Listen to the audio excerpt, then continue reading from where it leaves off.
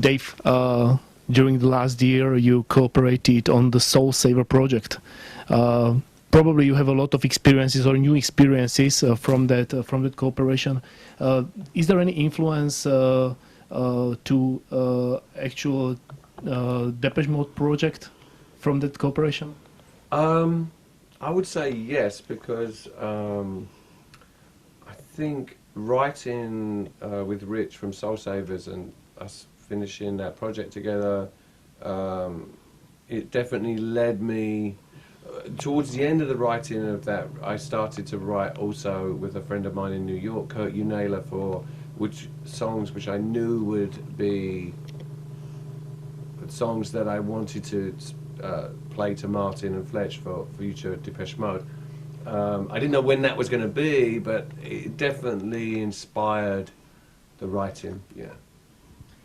Martin mentioned on the video conference that you will participate with more songs on the actual album. Sometimes when I feel your songs, I feel very personal language, your personal language that came from the bottom of your body. Thank you. I have one question: how hard it is and how long it takes when you are able to write a song from the experience that you went through. Well, it's always different. Never the same. So some songs write themselves more organically. You feel like you're just taking in information from somewhere else, and From the universe? from the universe, really. I think that happens anyway. And then others, the messages or the ideas come in, but you can't formulate it. The Depeche Mode process is a little different, because first we demo songs, and then we sit down together and play each other's songs. Martin and I, to see if we like each other's songs. Shall we make a record together? Yes. So I think we recorded maybe 6 of my songs for this during these sessions. I think probably on the album, maybe 3 or 4 will end up on there. You know, when you're making the album, when you're putting the songs together, we have maybe 18, 19 songs recorded. So if we pick 12 and it works together, you start and you finish, and you have to make it work like a concert. It has to flow and take you on a journey, and this is how we listen to music. How you feel when you are singing? Do you feel any difference when you are singing your songs on a stage, on live performance, and when you are singing Martin's songs? Yeah, it's different. I'm probably more nervous to sing my own because I can hide behind someone else's. Yeah, it's an interesting question. In a studio now, I think it's very equal. Martin contributed a lot of ideas to the songs of mine that we worked on, and we worked equally as long on those songs as we would on anything Martin had written too. So I think that's much more accepted now in the band. It's a good thing. It's good for me, and I think good for the band too, because I think it, to me, it makes the writing and the recording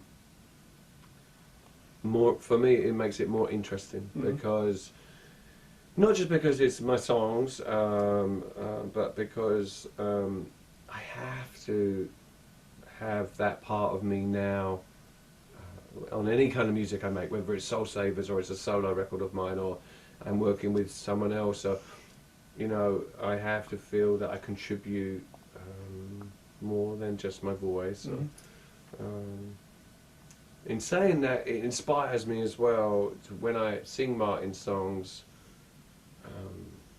Certainly on this record, I feel there's much more challenging songs, some really great songs he wrote that I enjoyed singing immensely. A couple, one in particular, which to me I enjoyed singing as much as I enjoyed performing, say, Condemnation from Songs of Faith and Devotion. When I sang that song in the studio, I knew it was something special. And I had the same feeling with one of the songs on this record, where it was a blues gospel-y song, and I just sang my heart out, and everybody, that was good, you know. You mentioned Condemnation and Songs of Faith and Devotion album. From that time, your voice is a little bit more rocky, and it sounds very rocky, and the music is then Depeche Mode music sounds also very rocky. I Do think you think? more, And the second part of the question is, what's the difference when you are singing the song from the 80s, from the really 80s? Let's say, "Never Let Me Down Again," that you are performing very often. Well, Never Let Me Down Again is quite a bluesy, rocky track, really. And also, but you know, when you were younger, I mean, my voice has changed over the years as well, and matured and developed, and I can do more with my voice today than what I did when I was younger. I'm more experienced, I have more influences.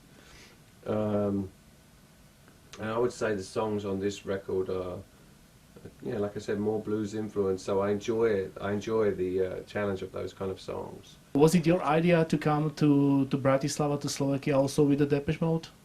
Yeah, I could see doing that tour, the Paper Monsters tour, was a lot of fun for me. I just travel around Europe in the back of a little van and on a bus with a bunch of guys, friends, and play music together. It really enthused me to want to do things a little differently as well, and taught me a lot about live performance. So yeah, I mean, there's always new places for us to play, and it's a big world, and you know, I'm always challenged when we play a new place. Of course, after that tour, I went back to my band and told them we should play other places, and we always do. I mean, there's always a few new places that we've never been before. Don't you think about the cooperation with him? Because he's very extremely popular in Czech and Slovak Republic. That's why I'm asking. We kind of moved on from each other. I mean, Alan does his own thing. I mean, you know, in retrospect, he could have done both and continued, but he really wanted to leave and just pursue his own projects, and felt that he couldn't if he stayed in the band. And it was a long time ago now, so I think 20 years since Alan left. Yeah, but when Alan was in the band, I mean, it doesn't seem like that long ago.